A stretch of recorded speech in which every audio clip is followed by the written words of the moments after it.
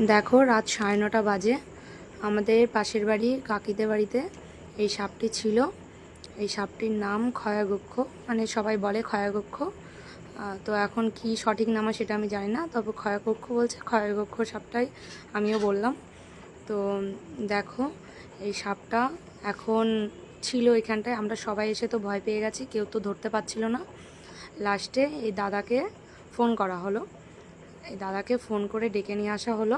নিয়ে এসে এই দাদার সাহসটা দেখো, যে এত সাহস দাদার, দাদা যে ফটাফট যে হাত দিয়ে ধরে নিল সাপটা। ধরে নিয়ে দেখো সাপটাকে নিয়ে দাদা এখনও আছে, এই সাপটাকে হয়তো কোটোই ভরবে। তো তোমাদের যদি আশেপাশে কারোর এরকম সাপ ঘরের মধ্যে ঢোকে, অবশ্যই আমি এই উপরে নাম্বারটা দিয়ে দিয়েছি, এই নাম্বারটায় অবশ্যই ফোন করে দাদাকে ডেকে নিও। যদি আশেপাশে হয় দাদা অবশ্যই চলে যাবে, দূরে হলেও হয়তো চলে যাবে, হয়তো যেতে সময় লাগবে। দেখো সাপটা ধরার সিস্টেমটা দেখো, কি সুন্দরভাবে সাপটা ধরে নিল, পুরো দাদার হাতে পেঁচিয়ে গেছে সাপটা।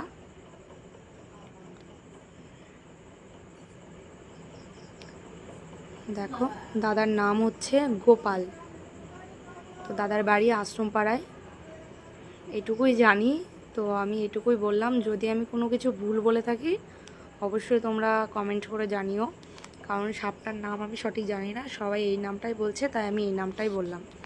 সাপটার আসল নাম কি সেটা যদি তোমরা জেনে থাকো অবশ্যই আমাকে বলো, ঠিক আছে? দেখো দাদাভাই সাপটা ধরে নিয়েছে, এবার হয়তো সাপটা নিয়ে দাদাভাই চলে যাবে। দাদাভাই এখন সাপটা কোথায় দেবে কি না দেবে সেটা দাদাভাই জানে। তো বলতে হবে দাদার খুব সাহস, প্রচণ্ড সাহস দাদাভাই। দেখো